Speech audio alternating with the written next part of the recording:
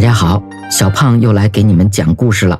这次要讲的故事叫做陆游书巢勤学。南宋诗人陆游在临终前留给了世人一首脍炙人口的示儿诗：死去元知万事空，但悲不见九州同。王师北定中原日，家祭无忘告乃翁。下面讲的就是他儿时读书习武的故事。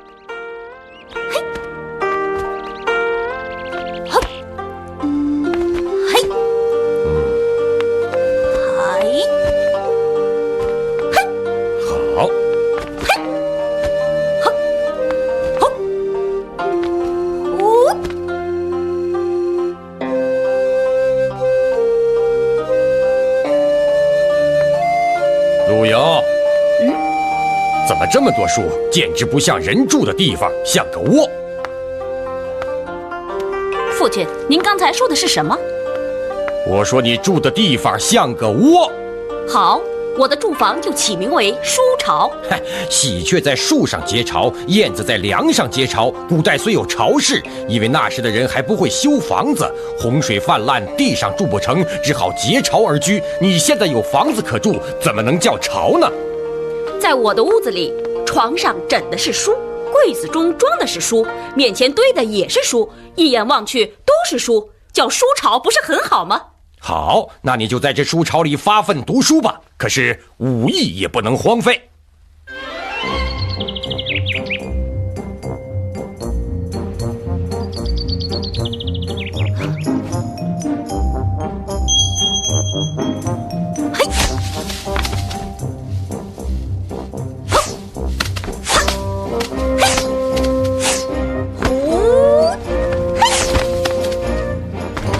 好，陆游。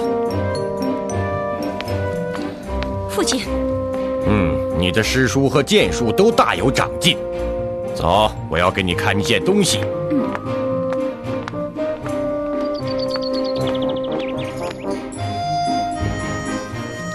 尤儿，你知道他是谁吗？父亲，我知道他是岳飞将军。他在干什么？你知道吗？我知道，岳将军正在中原杀敌，撼山易，撼岳家军难。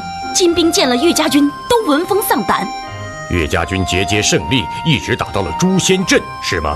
是啊，父亲，你说过，等孩儿武艺练得差不多了，就让孩儿参加岳家军北上杀敌的。可是，再也没有岳家军了。父亲，你改变主意，不让我参军了？岳将军他已经不在人世了。不，岳将军大败金兵，收复失地，屡奏凯歌，怎么会死呢？岳将军被当朝的奸佞秦桧害死了。什么？父亲，你说什么？孩子，这是真的。为什么？眼看岳家军就要渡过黄河，直捣黄龙，秦桧与金人内外勾结，以12道金牌把岳将军召回，诬陷岳将军谋反，以莫须有的罪名把岳家父子杀害在风波亭。我要杀了奸佞秦桧。岳将军临终时写下了“天日昭昭，天日昭昭”8个大字，可叹他还我河山的壮志未酬，却遭到奸佞的毒手。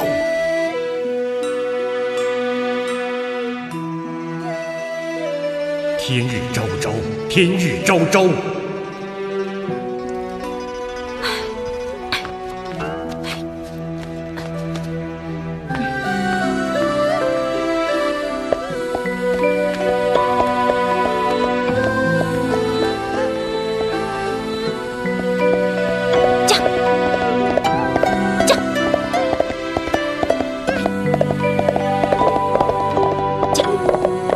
陆游，你给我停住！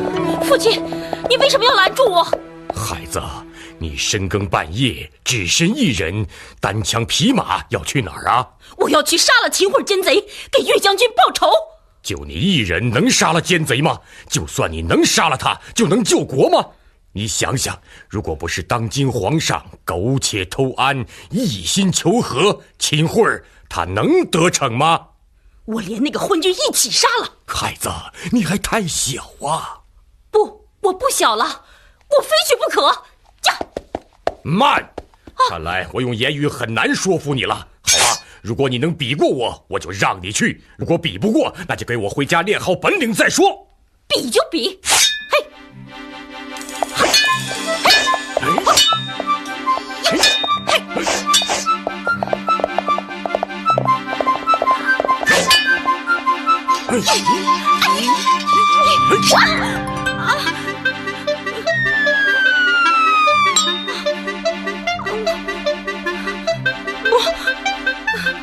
孩子，跟我回家吧。你立志成为岳飞，岳飞能文能武，他的武艺你有吗？他写的《满江红》那样壮怀激烈的诗词，你能写得出来吗？那我该怎么办呢？孩子，你现在要做的是加紧读书习武，将来一定有报国的那一天的。